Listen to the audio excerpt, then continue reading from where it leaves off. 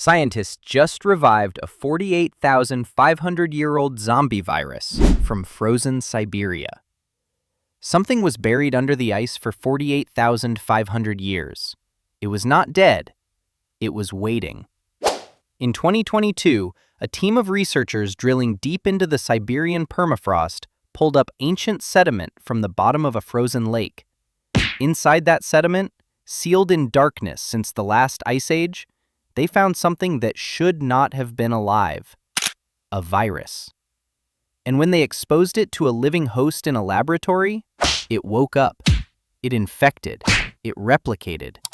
It worked exactly the way a virus works today. That is not science fiction. That is a published, peer-reviewed study led by virologist Jean-Michel at Aix-Marseille University in France.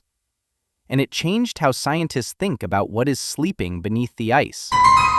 Your instinct right now is probably to call this a zombie virus. And honestly, that label is more accurate than it sounds.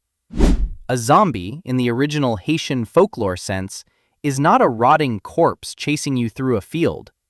It is something that was dead and came back. Something that should not be able to act on the world anymore, but does anyway. That is exactly what Claverie and his team documented. They named one of their discoveries Pithovirus sibericum. It had been frozen since the Pleistocene era, when woolly mammoths still walked the earth and your ancestors were carving tools out of bone. And it came back. But here is the question that should actually unsettle you. How many more are down there? The permafrost is not a simple layer of frozen dirt. It is a geological deep freeze that covers roughly a quarter of the northern hemisphere's land surface. Scientists estimate it holds organic material going back millions of years. Bacteria, fungi, viruses. All of them locked in suspended animation, preserved by cold the way food is preserved in your refrigerator, except instead of a week, it has been tens of thousands of years. Claverie's 2022 study did not find one ancient virus. It found 13. 13 distinct ancient viruses from 7 different ancient permafrost samples, all revived in a laboratory, all still capable of infecting living cells. The oldest of the 13 was that 48,500-year-old specimen, the oldest virus ever successfully revived in recorded scientific history. And none of them were the dangerous kind. That was intentional. Claverie's team only worked with viruses known to infect amoeba, single-celled organisms, specifically so they could test the concept without risking a human pathogen outbreak. But they were not subtle about what their findings implied. In the paper, they wrote directly that the revival of ancient viruses from thawing permafrost represents a public health threat that should not be ignored. Now ask yourself this: if 13 harmless ancient viruses survived 48,500 years in frozen soil and came back to life in a lab, what else is down there that has not been found yet? To understand why this is not a hypothetical concern, you need to understand what the permafrost actually contains. Tens of thousands of years ago, animals were dying across Siberia, northern Canada, and Alaska at a massive scale. Woolly mammoths, cave lions, giant ground sloths, giant deer, entire species that no longer exist. Their bodies froze into the permafrost and stayed there, preserved so well that scientists have pulled out intact mammoth tusks, intact mammoth flesh, even blood.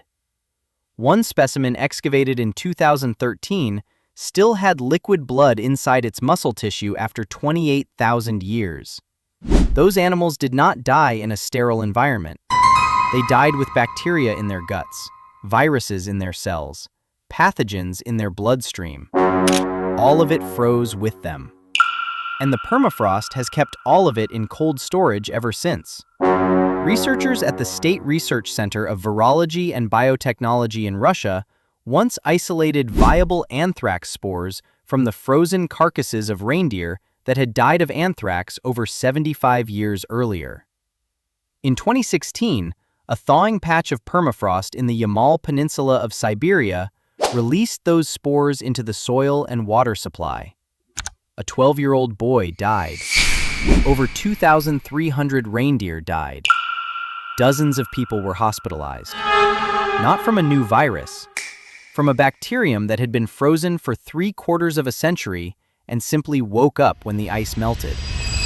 The permafrost is thawing. That is not a projected future event. It is happening right now. According to data from NASA and multiple independent climate research institutions, Arctic temperatures have been rising at nearly 4 times the global average rate.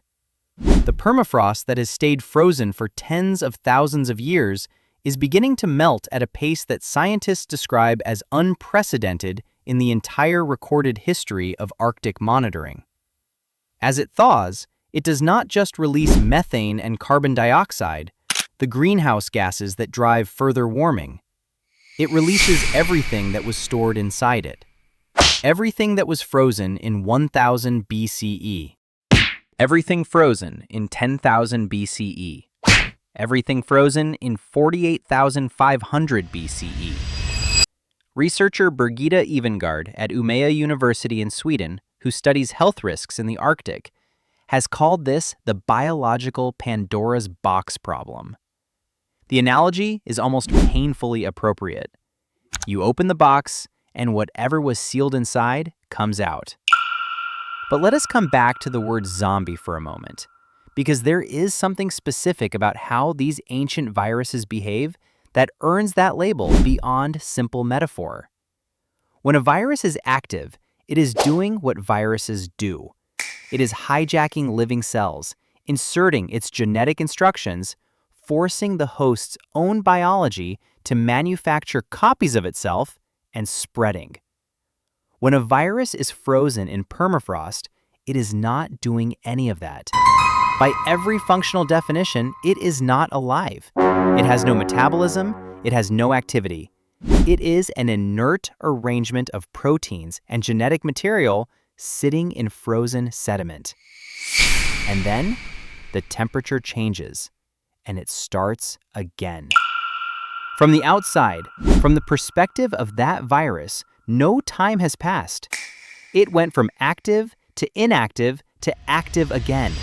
48,500 years became nothing. The ice was not a death. It was a pause.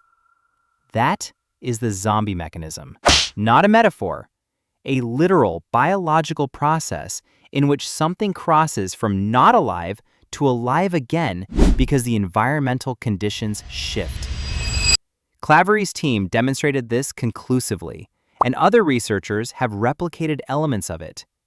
A separate team in 2014 revived a different giant virus, Mollivirus sibericum, from Siberian permafrost that was 30,000 years old. Both giant viruses belong to a category called nucleocytoplasmic large DNA viruses, and they are ancient enough that the viral families they belong to diverged from modern viral lineages long before recorded human history. Here is what virologists do not know yet, and this is the part that keeps people like Clavery up at night. These ancient viruses evolved in a world that was biologically different from today. The ecosystems were different, the host species were different. Many of those host species are extinct. So when one of these ancient viruses wakes up, it encounters a living world it has never encountered before. A world full of species it has no evolutionary relationship with. Species, including humans, whose immune systems have never been trained to recognize it. An unfamiliar virus meeting an unprepared immune system is exactly how outbreaks begin. In 2021, a paper published in the journal PLOS Pathogens modeled the risk of novel pathogen emergence from thawing permafrost. The authors concluded that the probability of an ancient virus causing a significant infection event increases as global temperatures rise and permafrost thaw deepens. They were careful to note that most ancient viruses would likely be unable to infect modern mammals. But they were equally careful to note that they cannot rule out the ones that could. Your immune system is one of the most sophisticated defense systems in the known universe. It remembers every pathogen it has ever encountered, builds antibodies, trains killer cells, develops layered responses that can identify and neutralize threats with extraordinary precision. But that memory is built from experience. It can only defend against what it has seen before.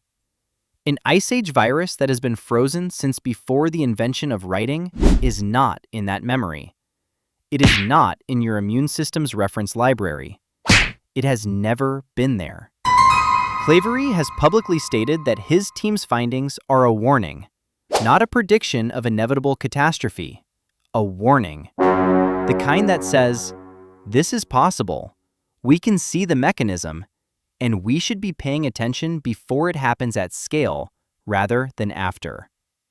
The irony of all this is that the very thing making ancient viruses more accessible is also the thing that is accelerating the risk. Climate change is thawing the permafrost faster than scientists projected even a decade ago.